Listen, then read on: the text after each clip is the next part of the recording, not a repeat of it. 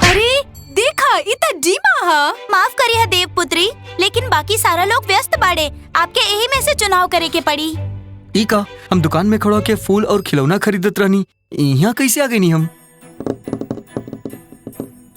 लड़की लोग हमके का करे के चाहिए? कल प्रॉम नाइट हा, हम सारा लड़का लोगन के फोन कईनी। उ लोग कहलन कि उ लोग कल बिजी हा, तो हम कल का करी बताई हमके?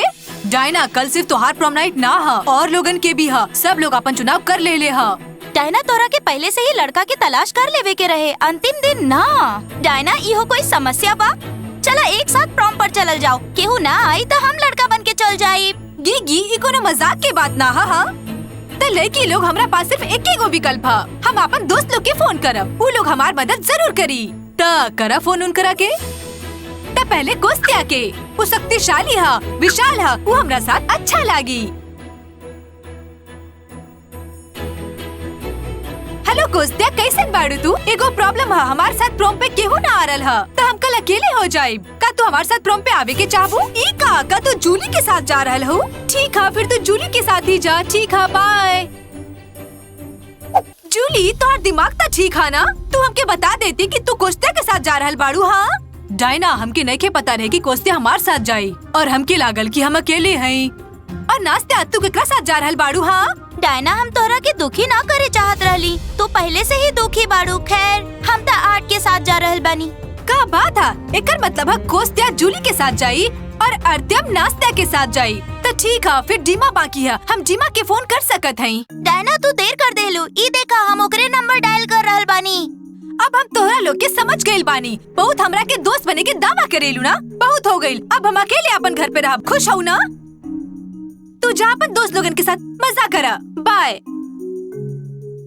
अरे डीमा तो रेंज के बाहर बा, बाद में कॉल लगा ले। डायना खातिर हमके बुरा लग रहा। एमे हमनी के का गलती बा? आखिर लड़का लोग हमनी के चुनले बाड़े प्रॉम पर जाए खातिर, हमनी ना। हाँ।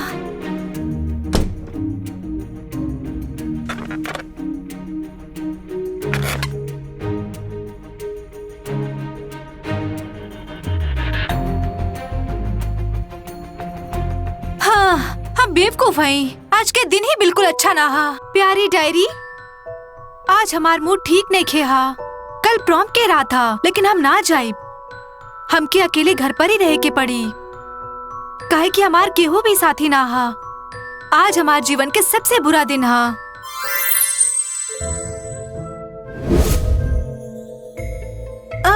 अब तू के हो? हम देख सके नहीं कि तू प्रॉम खातिर तैयार हो। हाँ, हमार ग्रेजुएशन तो 200 साल पहले ही हो चुकल बा। हम यहाँ तोहार मदद खातिर आयल बानी। हम परी रूपी गॉड मदर बानी।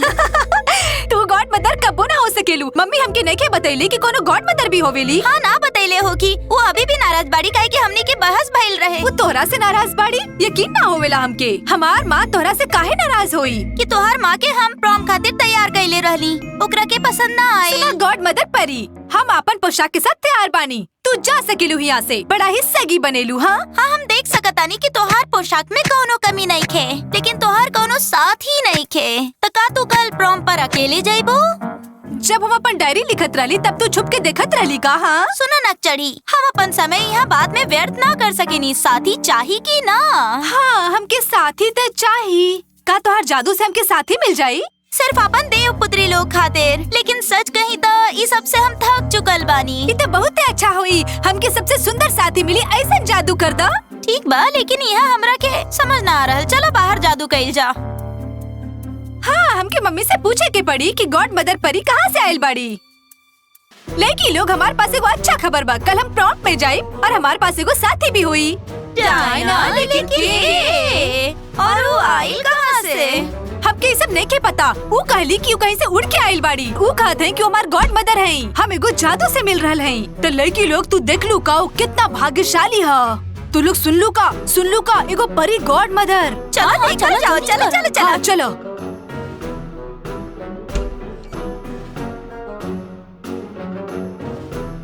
ठीक है, अब जादू करा। लेकिन सुना, वो वास्तव में क्या है? हाँ, और ओकर का मतलब है? अरे जूली, चुप रहा, देखल जाओ क्या बा।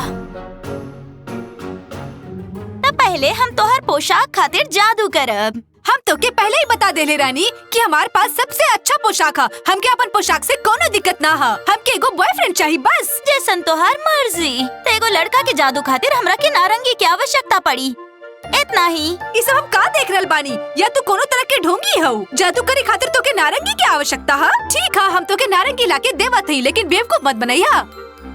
तो नारंगी से एगो लड़का बना सकेली? लेकिन ये ऐसे कैसे संभव हो सकेला? हाँ, तो ये नारंगी ला अब का करी हम? जमीन पर रख दे एकरा के और देखा अब का होई। इला रख देनी, अब चलावा अपन जादू। देखा 1 2 3 नारंगी बन जाई लड़का।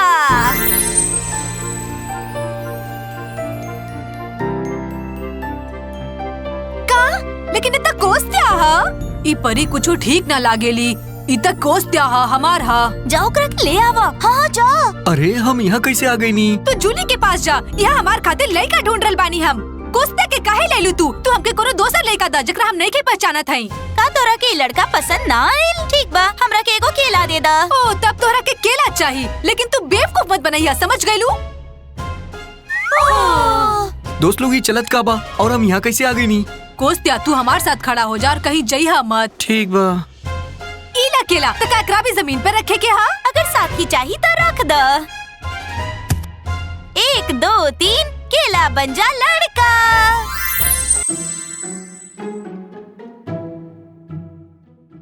सुनो परी दोस्त, का तोहार दिमाग खराब है? ये हमार दोस्त अर्त्यम बा और इस सब लोग के पास पहले से ही साथी बा, समझ लू? हम यहाँ का करतानी का और हम यहाँ कैसे आ गई नी? ना, हमने यहाँ पर डायना खातिर लड़का ढूंढा तानी। अरे तू जा। सुना तू दोनों, ये प्रॉम पर हमार साथी बा, अपना खातिर कोनो दोसर लड़का ढूंढा। का तू हमार खातिर कोनो सही लड़का ढूंढ पाइबू? अच्छा, तोहार पास सेब बा? हाँ, हमारे पास सेब बा, लेकिन तू बाद में मौसमी फल मांगबू जैसे कि मैंगो, तो वो तो के ना मिली और ये आखिरी मौका, समझ गइलू? हाँ, जैसन माँ वैसन बेटी। इला जादू करा और ये आखिरी बार होई। 1 2 3 सेब बन जा लड़का।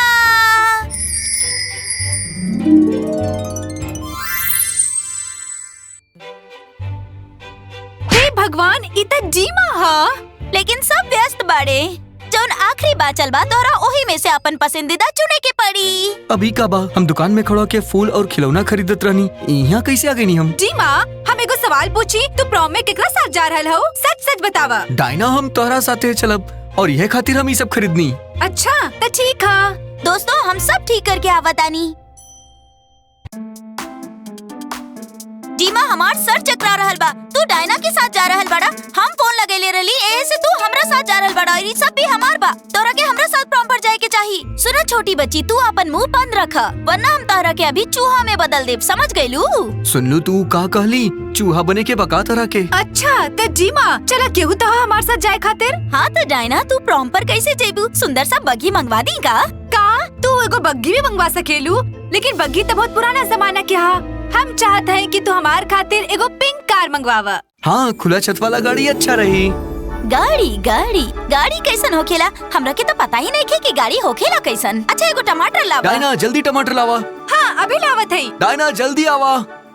इला आखिरी टमाटर हा। छोटा ना, हमरा के बड़ा टमाटर चाहिए। माफ करी, बस हमरा पास एक ही गो टमाटर रहे, हमने सिर्फ छोटा टमाटर ही खावत है। चला अपन जादू दिखावा, हमके तहार जादू देखे के बाद। छोटा टमाटर से छोटा ही कार मिली, हमरा के का? 1 2 3 टमाटर बन जा कार। ओह, इस सब का है? ये तो बिल्कुल खिलौना जैसा लग रहा है। हालात देखा कैसन है। प्रॉम पर सब लोग हमरा और जीमा पर हंसी। हमके पसंद बा। जैसन टमाटर है वैसने कार बा। अब हमरा के जाए के पड़ी। ना ना रुको, हमके कार ना ही चाहिए। हमरा खातिर प्राइवेट हेलीकॉप्टर खातिर तो के कौन सा फल चाहिए बतावा। डायना, अब चला भी। डायना की किस्मत चमक गई ना। हम अपन मम्मी के पूछब कि हमार कोनो परी हा भी कि ना। हाँ, हमहू पूछब।